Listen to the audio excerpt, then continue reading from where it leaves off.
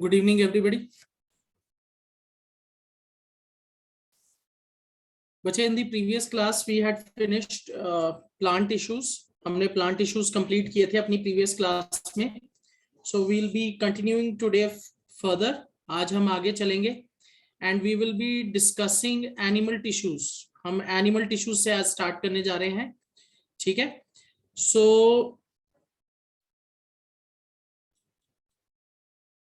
when we were discussing plant tissues, अच्छा, जब हमने प्लांट टिश्यूज डिस्कस किए थे तो उसमें हमने कुछ जनरल फीचर्स डिस्कस किए थे प्लांट टिश्यूज के.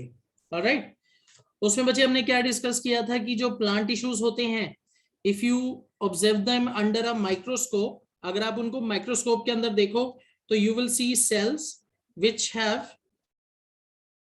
Have cell walls. ठीक है, which have cell walls. Alright, और उनके अंदर जो आपको सेल्स दिखाई देंगे प्लांट टिश्यूज के अंदर, they are generally dead, because हमने उसमें रीजन दिया था plants can not move from one place to another. That is the reason most of the cells और tissues that you will see they will have cells which are dead. और उसके पीछे reason था this provides rigidity and protection.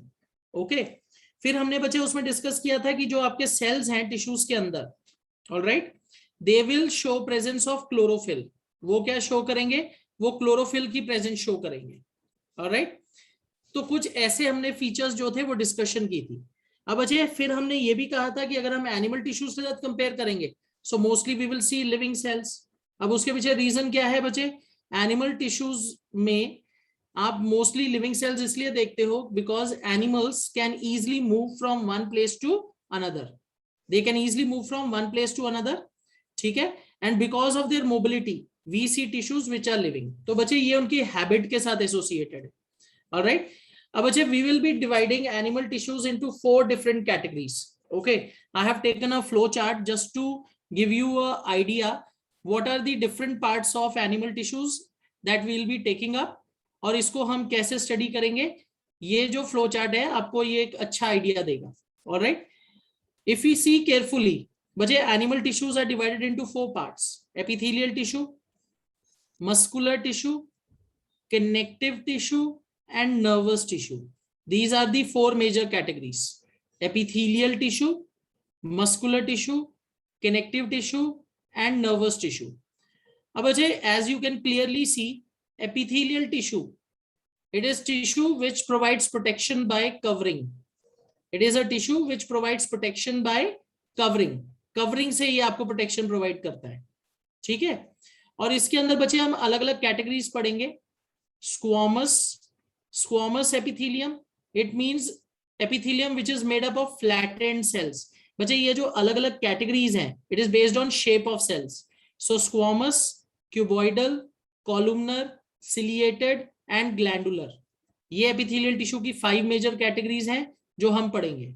Then muscular tissue, बच्चे we are talking about animals moving from one place to another. तो बच्चे muscular tissue इसमें एक बहुत मेजर रोल प्ले करता है मूवमेंट एंड लोकोमोशन में. ठीक है, मूवमेंट एंड लोकोमोशन में एनिमल्स में मस्कुलर टिश्यू का बहुत इंपॉर्टेंट रोल है. ठीक है, it is made up of 3 parts: striated, non striated and cardiac. Okay, muscular tissue 3 parts का बना है: striated, non striated and cardiac. These are 3 parts that you see in muscular tissue. उसके बाद बचे connective tissue. अब बचे when you talk about connective tissue, इसका क्या रोल है? It helps in binding, support and transport. तो बचे इसको हम further divide करेंगे 4 major categories में. Sorry, not 4, 5 actually. Areolar, supporting, adipose, skeletal and fluid. Supporting में बच्चे आ जाएगा टेंडन एंड लिगामेंट्स. स्केलेटल के अंदर आएगा cartilage and bone. Fluid connective tissue के अंदर आएगा ब्लड एंड लिम्फ. तो बच्चे सबसे ज्यादा जो डिटेल आएगी it will come under connective tissue. इसके अंदर सबसे ज्यादा मेजर कैटेगरीज हैं. Then last is nervous tissue. अब बच्चे when you talk about nervous tissue, जब आप नर्वस टिश्यू की बात करते हो बच्चे, nervous tissue is concerned with control and coordination. Nervous tissue किसके साथ कंसर्न्ड है? कंट्रोल एंड कोऑर्डिनेशन के साथ. And बच्चे, when you talk about control and coordination, this is something which is very important for a living organism. Why? Because we have so many different parts in our body. उनके बीच में अगर control और coordination नहीं होगा, if there is no control and coordination between them, it will lead to chaos. तो बच्चे, उस chaos को कौन avoid करने में help करता है? Nervous tissue. It controls and coordinates various types of functions. All right. So बच्चे, we will be first starting up with some general features. हम कुछ general features animal tissues के लिखेंगे. उसके बाद आज जो हम पहला टिश्यू करेंगे, that would be epithelial tissue and its types. Okay. So बच्चे, I am going to first quickly go down to the general features of animal tissues. Okay. When you talk about general features of animal tissues, हम इसमें क्या देखेंगे? What we will observe? Okay. General features. General features of animal tissues. Okay. So the first thing that we will write is most of the animal tissues are made up of living cells. Okay. First point, जो पहला important point है, animal tissues are generally made up of animal tissues are generally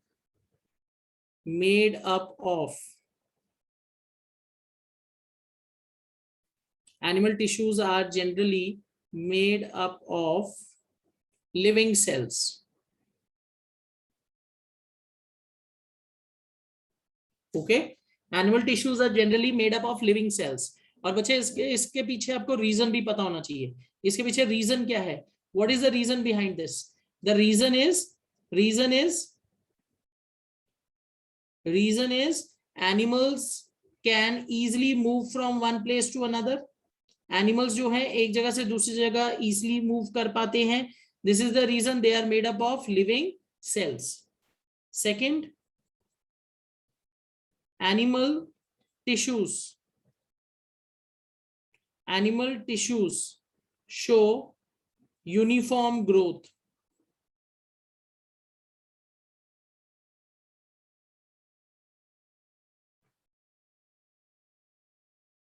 Animal tissues show uniform growth. अब बच्चे, इसका क्या मतलब है? What do we understand by this term uniform growth?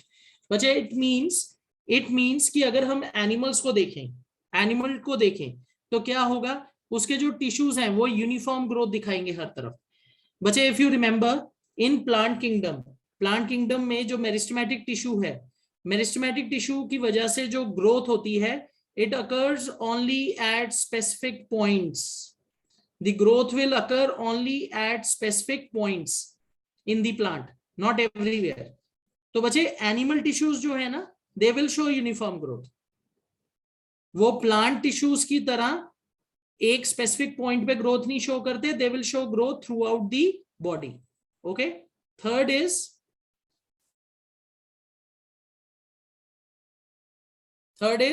animals या animal tissues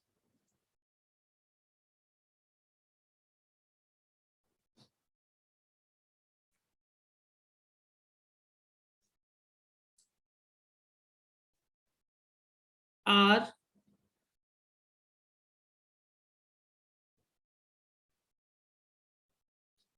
categorized on the basis of animal tissue को हम आगे फर्दर कैसे कैटेगराइज करेंगे? On the basis of their location, किस जगह पे वो लोकेटेड है, स्ट्रक्चर एंड फंक्शन. ओके. इस बेसिस पे हम इनको 4 मेजर कैटेगरीज में डिवाइड करते हैं. Location, structure and function. They are divided into 4 major categories. Okay. The first category is epithelial tissue. Second is muscular tissue. Third is connective tissue. Fourth is nerve tissue. तो बच्चे, that is based on the structure, location and function. Okay उस basis पे हम इसको 4 categories में divide कर रहे हैं। तो बच्चे जो सबसे पहली कैटेगरी हम पिक करेंगे that is epithelial tissue. Okay जो सबसे पहली कैटेगरी बच्चे हम पिक करेंगे that is epithelial tissue. Epithelial tissues.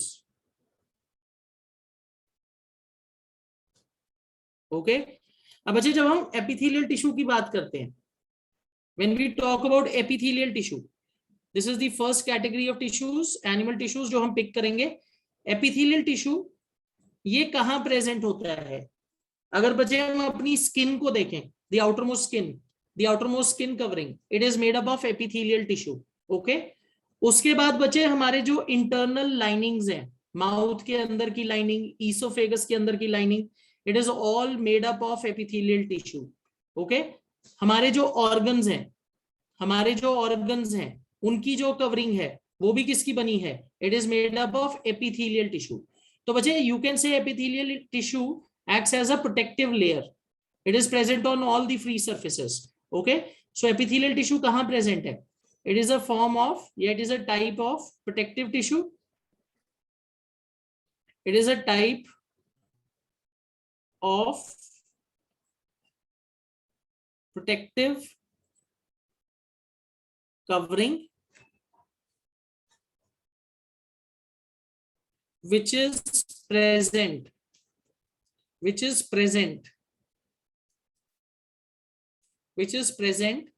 on all the free surfaces, which is present on all the free surfaces of the body, which is present on all the free surfaces of the body। बच्चे पूरी body की जो free surfaces हैं वहां क्या present है? Epithelial tissue. Okay it is a type of protective covering which is present on all the free surfaces of the body. अब बच्चे फ्री सरफेसेस का क्या मतलब है? It is present on the, it covers the external surface, it covers the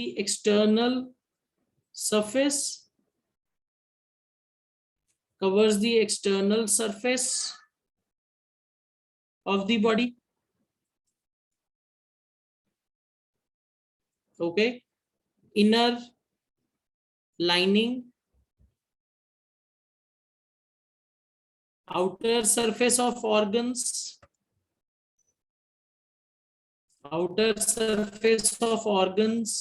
बच्चे जितने हमारे organs हैं उनके आउटर सरफेस को कौन कवर करता है? उनके आउटर सरफेस को एपिथेलियल टिश्यू कवर करता है।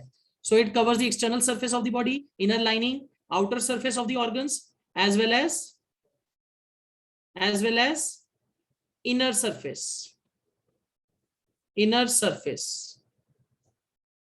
of the organs। ओके तो इन सब जगहों पे बच्चे क्या प्रेजेंट है? इन सब जगहों पे एपिथेलियल टिश्यू क्या है? प्रेजेंट है। ऑलराइट तो बच्चे अकॉर्डिंग टू इट्स लोकेशन अगर हम देखें ये सारे फ्री सरफेसेस को कवर कर रहा है, तो बच्चे इसका फंक्शन क्या है? It acts as a protective covering. ये प्रोटेक्शन प्रोवाइड करता है, प्रोटेक्शन अगेंस्ट डिजीजेस नहीं, protection against germs, temperature, chemicals etcetera. ठीक है ये प्रोटेक्टिव लेयर की तरह क्या करेगा? वर्क करेगा। ऑलराइट अब अजय एपिथेलियल टिश्यू को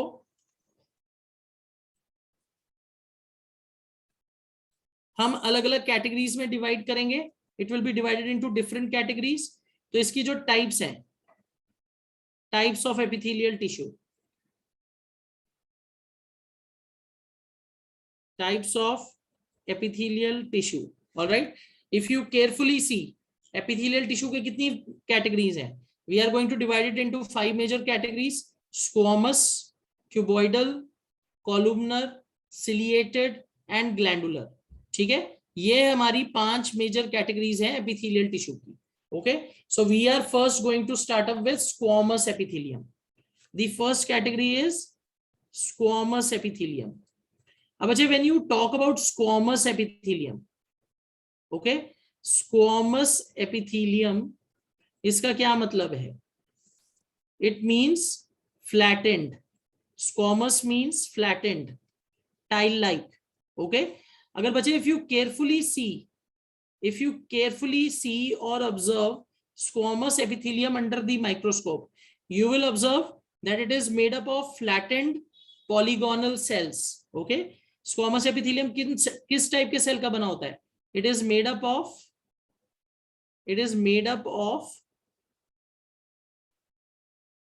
flattened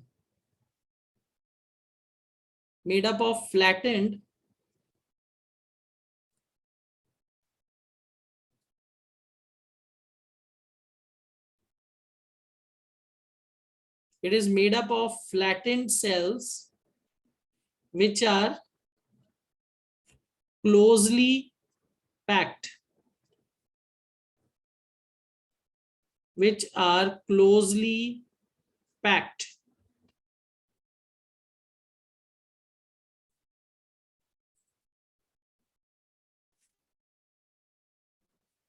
together. ठीक है, इसके अंदर क्या है बच्चे? आपको फ्लैटेंड सेल्स दिखेंगे which are closely packed together. Okay, और बच्चे क्योंकि एनिमल टिश्यूज में लिविंग टिश्यूज ज्यादा प्रेजेंट है तो इसके अंदर आपको न्यूक्लियस दिखाई देगा सेल के अंदर बच्चे, पर वो लिखने की जरूरत नहीं है. It is something which is understood क्योंकि लिविंग सेल्स हैं. It is made up of flattened cells which are closely packed together. और बच्चे इनकी जो अपीयरेंस है, they appear like tiles on a footpath. अगर बच्चे हम कभी फुटपाथ पे जाएं तो आपको टाइल्स दिखाई देंगी which are closely packed with each other. Okay, they appear like a footpath. Okay, या आप लिख सकते हो their cells appear like tiles which are closely packed in a footpath.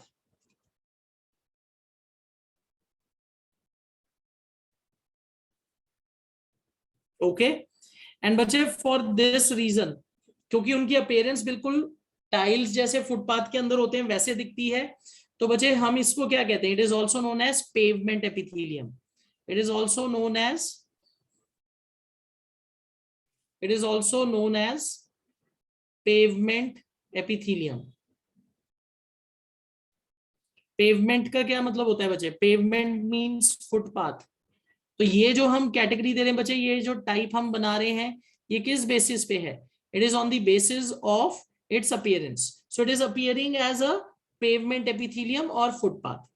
ठीक है, just like tiles in a footpath.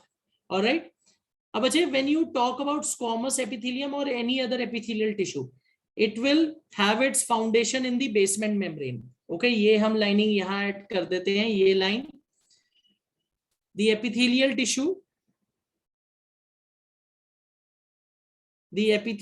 tissue, अगर आप कोई भी epithelial tissue देखोगे, the epithelial tissue rests on a basement membrane. Okay, अब बच्चे कोई भी टाइप का epithelial tissue देखोगे तो उसके अंदर जो epithelial tissue है वो बेसमेंट मेम्ब्रेन के ऊपर क्या होगा? सेट होगा. बच्चे this basement membrane acts like a foundation. Basement membrane कैसे वर्क करता है? फाउंडेशन की तरह. ओके, तो बच्चे स्क्वामस एपिथेलियम के अंदर भी आपको बेसमेंट टिश्यू दिखाई देगा. Sorry, not basement tissue, basement membrane. ये एक लेयर की तरह है जो फाउंडेशन प्रोवाइड करती है एपिथेलियल टिश्यू को. पर बच्चे हमें याद ये रखना है कि basement membrane is non cellular. इसके अंदर आपको सेल्स नहीं दिखाई देंगे. ये फाउंडेशन की तरह वर्क करेगा जिसपे एपिथेलियल टिश्यू आपका रेस्ट कर रहा है. ठीक है, तो squamous epithelium it is also present on a basement membrane. वो हमने लाइन ऊपर ऐड कर दी है. ठीक है ना, तो they are packed, closely packed like a footpath. तो इसको हम पेवमेंट एपिथेलियम भी कहते हैं. तो बच्चे इसका फंक्शन क्या होगा? It provides protection. Okay, its role is to provide protection. Okay, अब बच्चे आपको इसकी लोकेशन भी याद रखनी पड़ेगी। वेयर इज इट लोकेटेड, ये कहां प्रेजेंट है। तो मैं आपको 2-3 एग्जाम्पल लिखवाऊंगा, you have to remember where it is present. Okay, it is present, it is present as outer covering of the skin, it is present as outer covering,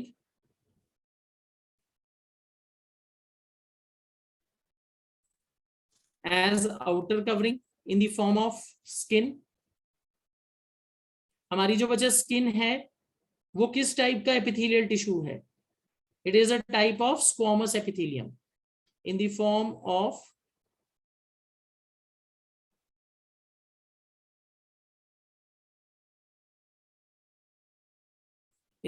of skin। it is also present in the inner lining of mouth, जो बच्चे हमारे mouth की inner lining है,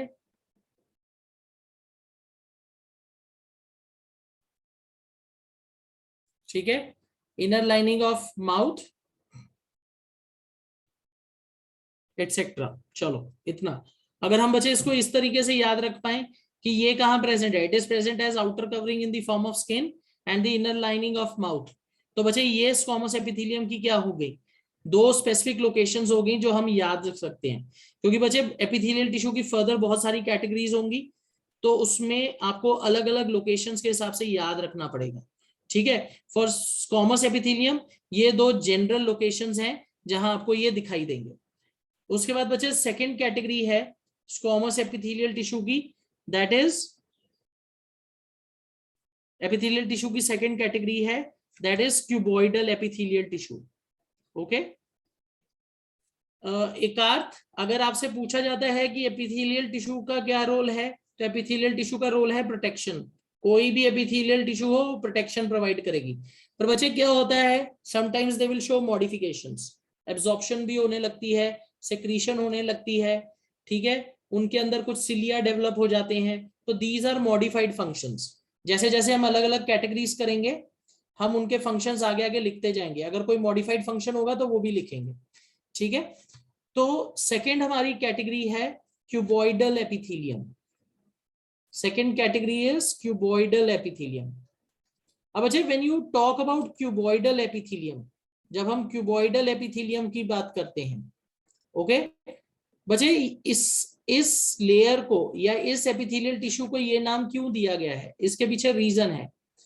इसके अंदर जो sales हैं दे will appear square like. Okay, cuboidal epithelium, it is made up of polygonal cells, it is made up of polygonal cells which appear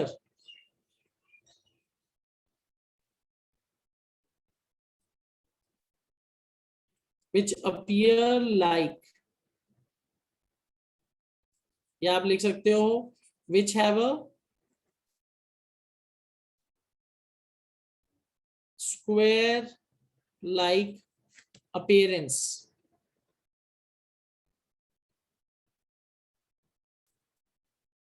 square like appearance from the side। ऊपर से तो बच्चे ये पॉलीगोनल लगते हैं, पर अगर हम साइड व्यू से देखें तो ये स्क्वायर की तरह दिखेंगे, ठीक है, समथिंग लाइक दिस, कुछ ऐसे साइड व्यू से। जितने ये टॉल होंगे उतने ही वाइड होंगे, तो something like a square. Okay, और इनके अंदर बच्चे आपको न्यूक्लियस भी दिखाई देगा, दे आर लिविंग, और इनके नीचे ऐसे बेसमेंट मेम्ब्रेन दिखाई देगी। ओके, तो this is the reason they are called cuboidal epithelium, because their cells are made up of polygonal cells, okay, जिनकी स्क्वायर लाइक अपीयरेंस है साइड व्यू से। ऑलराइट, अब बच्चे ये जो क्यूबॉइडल एपिथेलियम है ये हमारी बॉडी में किधर प्रेजेंट है, where is it present, where is it present, it is present, it is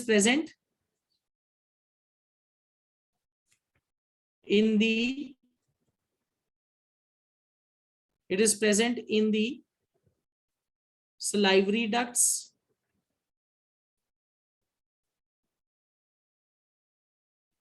ठीक है, सलाइवरी डक्ट्स के अंदर प्रेजेंट है, किडनी ट्यूब्यूल्स के अंदर प्रेजेंट है,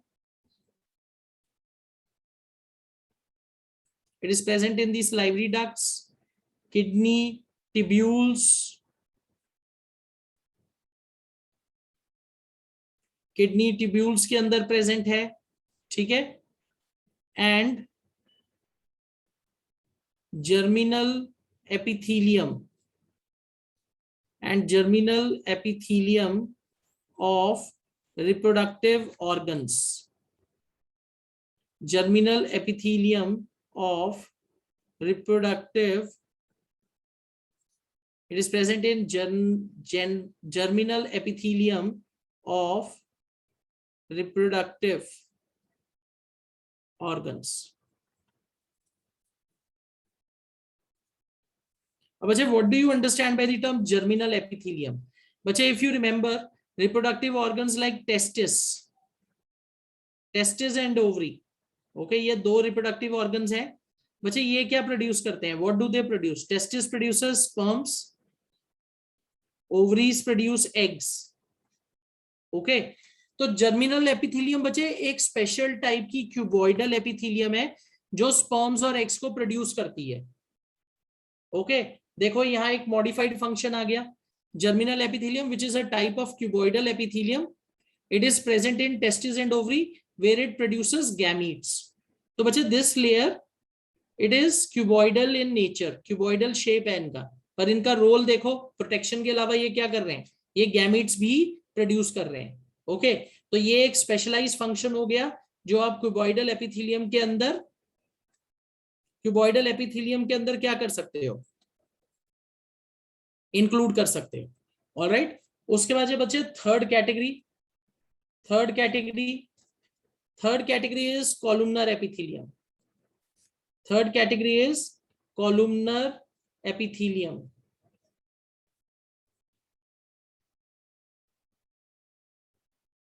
अब बच्चे when you talk about columnar epithelium, it is made up of tall pillar like cells, okay, it is made up of tall, it is made up of tall pillar like cells,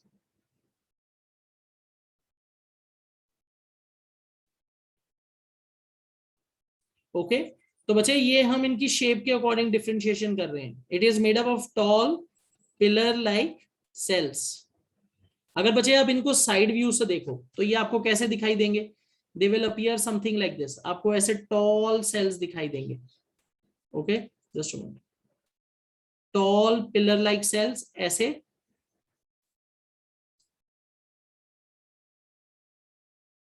just a minute, okay, something like this, ऐसे दिखाई देंगे आपको, toll pillar like sales दिखाई देंगे, alright. और इनके अंदर आपको न्यूक्लियस भी दिखाई देगा। तो इनके शेप के अकॉर्डिंग आप इनको डिफरेंशिएट कर रहे हो, it is made up of tall pillar like cells, ठीक है। ये कहां प्रेजेंट होंगे?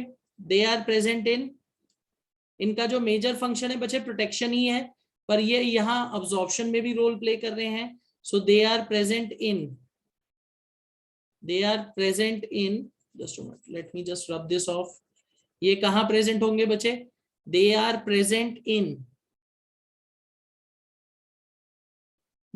Present in lining of stomach, ये स्टमक के अंदर प्रेजेंट होंगे,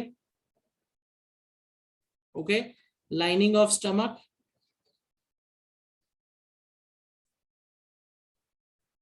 एंड स्मॉल इंटेस्टाइन्स। अब बच्चे if you talk about their function in small intestines, बच्चे स्मॉल इंटेस्टाइन में ये क्या रोल प्ले करते हैं? इन स्मॉल इंटेस्टाइन्स में क्या प्रेजेंट होता है? विलाई प्रेजेंट होता है इन स्मॉल इंटेस्टाइन्स,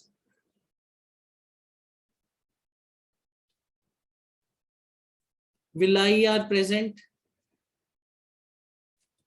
स्मॉल इंटेस्टाइन में बच्चे क्या प्रेजेंट होगा? Villi, which helps in absorption, which helps in absorption of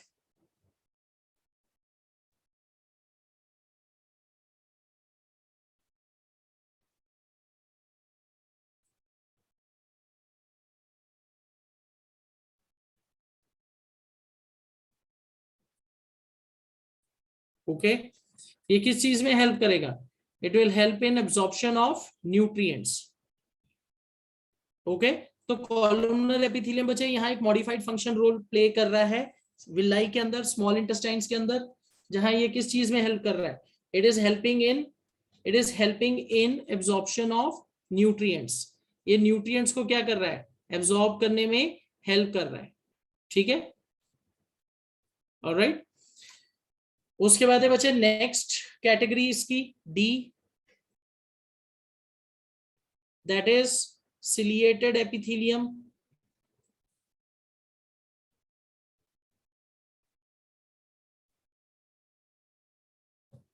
okay अब बच्चे when you talk about ciliated epithelium, ciliated epithelium की जब हम बात करते हैं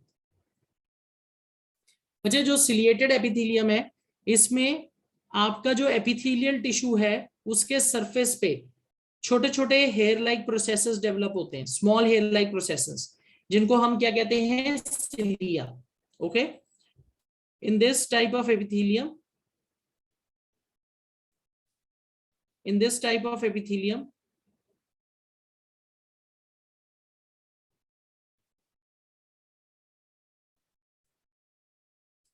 in this type of epithelium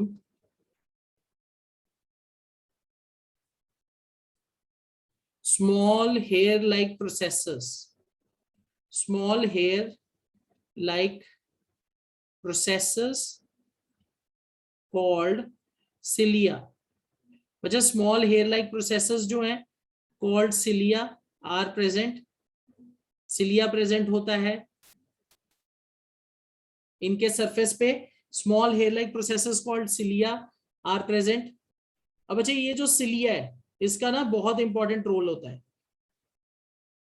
ये किस तरीके से हेल्प करता है? ये फिल्ट्रेशन में हेल्प करेगा। जैसे हमारे बच्चे जो रेस्पिरेटरी पैसेजेस है, respiratory passages like bronchus, bronchi, इसके अंदर क्या प्रेजेंट है? इसके अंदर सिलिएटेड एपिथेलियम प्रेजेंट है, इसके अंदर सिलिएटेड एपिथेलियम प्रेजेंट है। ठीक है, और बच्चे ये जो सिलिएटेड एपिथेलियम है ये क्या कर रहा है हमारी बॉडी के अंदर? It is helping to filter air. Similarly बच्चे it is also present in the fallopian tubes, oviducts, वहां ये एग्स को मूव करने में हेल्प करता है बाय इट्स बीटिंग। तो बच्चे ये कुछ इंटरेस्टिंग रोल प्ले कर रहा है। ठीक है, इट इज प्रेजेंट इन ये कहां प्रेजेंट होता है? It is present in respiratory passages, it is present in respiratory passages like bronchi, in lungs। बच्चे ये लंग्स के या रेस्पिरेटरी पैसेज जो है उसके अंदर प्रेजेंट होते हैं like bronchi, and helps in filtering. ये किस चीज में हेल्प करेगा बच्चे? Filtering of air. It helps in filtering of air by trapping dust particles. ये बच्चे क्या करता है? ये डस्ट पार्टिकल्स को ट्रैप करता है।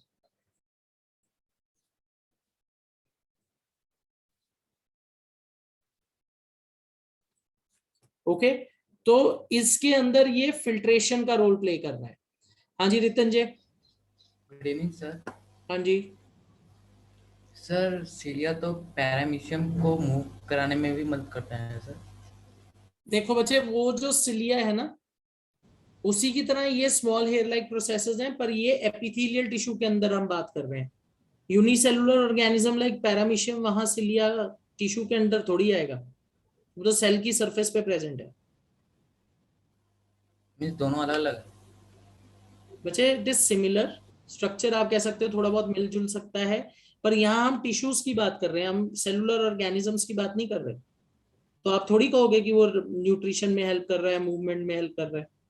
हमें तो टिश्यू के हिसाब से सोच के आंसर देना है ना, एनिमल वर्ल्ड में। Okay sir. So it is present in respiratory passages like bronchi and it helps in filtering of air by trapping dust particles. Okay, बच्चे ये जो एपिथेलियल टिश्यू है ये हमारे ह्यूमन बींग्स के अंदर रिप्रोडक्टिव जो ट्यूब्स हैं, फैलोपियन ट्यूब्स, उसके अंदर भी प्रेजेंट होता है। Okay, in females, in females, in females ciliated epithelial tissue, ciliated epithelial tissue is also present in, कहां प्रेजेंट होता है बच्चे? It is also present in fallopian tubes. बच्चे what are fallopian tubes? These are tubes which connect ovary to the uterus in females. So ciliated epithelial tissue is also present in fallopian tubes. Okay, fallopian tubes के अंदर भी ये present होता है। fallopian tubes को बच्चे हम oviducts भी कह देते हैं, ये आपने क्लास 8 में भी पढ़ा होगा। तो it is present in fallopian tubes और oviducts। और बच्चे वहां ये क्या रोल प्ले करता है? What role does it play there? इनके अंदर जो बच्चे ये एपिथेलियल टिश्यू है सिलिया, वो एक पर्टिकुलर डायरेक्शन में मूव करता है, बीट करता है। As a result what happens, जो आपका एग प्रोड्यूस होता है it is pushed towards one side. Okay, the cilia helps in moving the egg, moving the egg.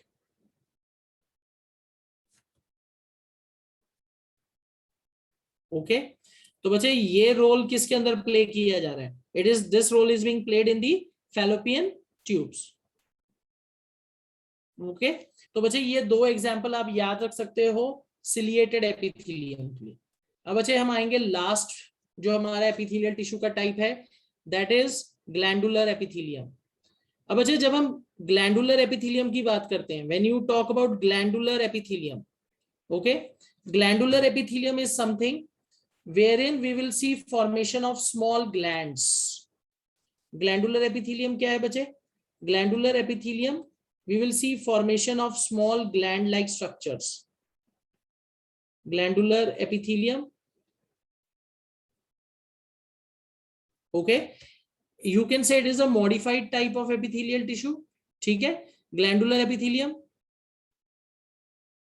it helps in secretion of substances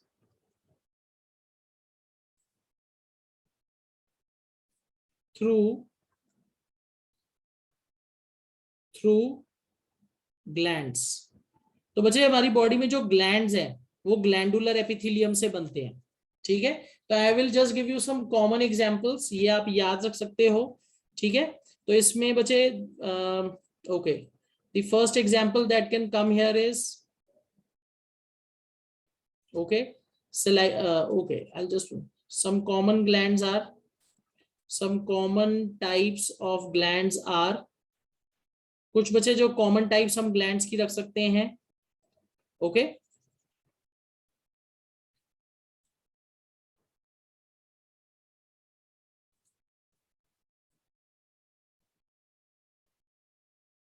okay, let's say जैसे है salivary glands. बच्चे I hope आपको salivary glands पता होंगे। Salivary glands are present in our mouth and their role is to produce saliva. Salivary glands का क्या role है? They produce saliva. Okay, they produce और सेक्रीट सलाइवा। ओके। अब अच्छा, जब आप सलाइवा की बात करते हो, saliva is something which contains digestive enzymes which help in digestion of food in the mouth. तो salivary gland saliva secrete कर रहे हैं. सेकेंड जो कॉमन टाइप ऑफ ग्लैंड होता है बच्चे, that is okay lacrimal glands.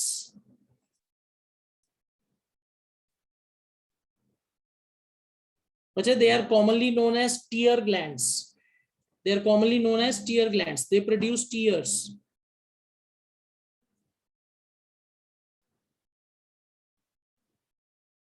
They produce tears. उसके बाद है बच्चे थर्ड sweat glands. बच्चे sweat glands are present on the outer surface. हमारे स्किन पे प्रेजेंट होते हैं. और बच्चे ये क्या करते हैं, they produce sweat.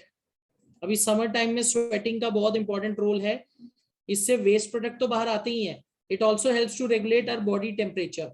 Okay, sweat glands. Okay, इनका क्या रोल है, दे प्रोड्यूस स्वेट.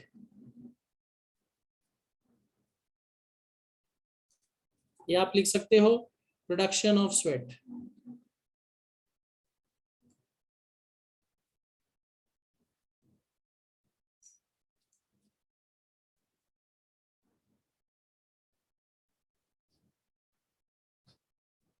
ओके बच्चे, ऐसे बहुत सारे ग्लैंड्स आगे बनते जाएंगे.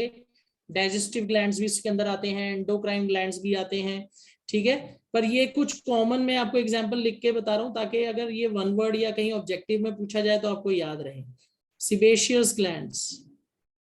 Sebaceous glands, they produce oil. Okay, production of oils. They help in production of oils. They are present on skin. They are also present at the base of hair. तो बच्चे ये ऑयल्स प्रोड्यूस करते हैं naturally. So production of oils.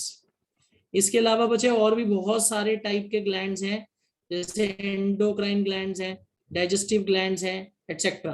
बच्चे endocrine glands का तो हमें function पता है, they help in production of hormones. Okay, endocrine glands help in production of hormones. तो बच्चे ग्लैंड्स और glands are made from glandular epithelium. तो बच्चे glands have a critical role to play in our body.